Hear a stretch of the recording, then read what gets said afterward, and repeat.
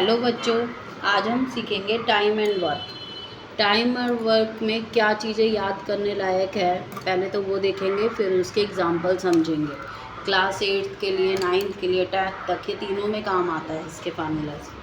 देखते हैं क्या क्या चीज़ें हमें याद करनी चाहिए। पहले तो 1 डे वर्क कैसे निकालते हैं।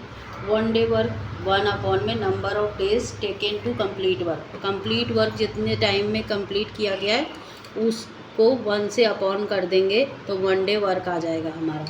इसी तरीके से number of days taken the complete the work, number of days count करने हो कंप्लीट द वर्क के, तो हम कैसे करेंगे, 1 डे वर्क को 1 के अपॉन कर देंगे। Next, time required to do a certain work. कितना टाइम लगा किसी भी काम को करने के लिए, उसके लिए क्या फार्मूला लगाएंगे, वर्क टू बी डन और 1 डे वर्क। जितने काम में वर्क हुआ और एक दिन का काम, इसको हम अपॉन में करके इससे फाइंड आउट कर लेंगे। एग्जाम्पल देखते हैं बच्चों। Piyush can do a piece of work in 7 days while Sunil can do the same work in 5 days. How much time would they take to complete the work.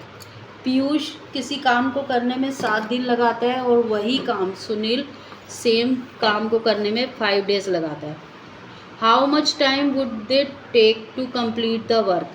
उन दोनों ने मिलकर कितना टाइम लगाया। कैसे सॉल्व करेंगे इसे, पहले हम 1 डे का वर्क निकालेंगे इसके अंदर।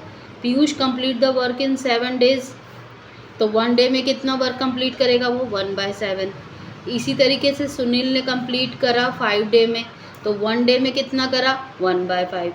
अब अगर वो दोनों मिल के वर्क को करते हैं तो कितना होगा 1/7 प्लस 1/5। 1/7 प्लस 1/5 का हम एलसीएम ले लेंगे, 5 और 7 का 35 हो जाएगा। तो 7 5 35, तो 5 प्लस 7 12/35 हो जाएगा। तो इसी तरीके से हम वर्क को कैसे काउंट करते हैं, 1 अपॉन में जितना भी काम दोनों ने मिलकर करा है ना। तो कितना काम मिलके करा है, 12 अपॉन में 32। इसको हमने अपॉन में लिखा है तो ये हम ऐसे भी लिख सकते हैं 35 अपॉन में 12। ये जाके ऊपर रिवर्स हो जाएगा ना, 12 की जगह 35 चला जाएगा और 35 की जगह 12 आ जाएगा। तो इसी तरीके से हमारा जो टाइम निकल गया आया 35 अपॉन में 12। यहाँ हम कह सकते हैं कि 2 दिन से ज़्यादा टाइम लगा। एक और एग्जाम्पल देखते हैं बच्चों। P and Q together can dig a well in 18 days। P और Q जो है साथ में मिलके एक गड्ढा खोदते हैं कुएं के लिए। 18 दिन लग जाते हैं उन्हें कुआं खोदने में। They work together for 8 days, then Q left. 8 दिन तक तो उन्होंने साथ में काम किया, लेकिन 8 दिन के बाद Q जो है वो लेफ्ट कर गया, वो चला गया।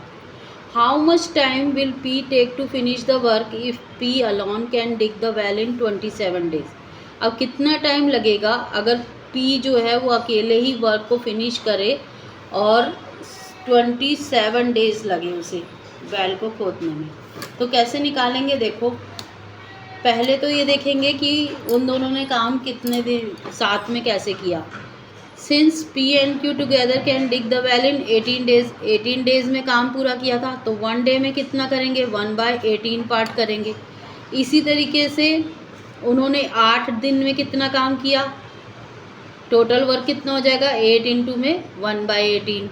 8 दिन का यही ले लेंगे ना, एक दिन का काम, और 8 दिन का इसको मल्टीप्लाई कर देंगे, तो यानी कि 4/9 पार्ट हो जाएगा। 8/18 है तो ये 2 से कट जाएगा, 2 4 जा 8 और 2 9 जा 18, तो यानी कि 4/9 पार्ट किया।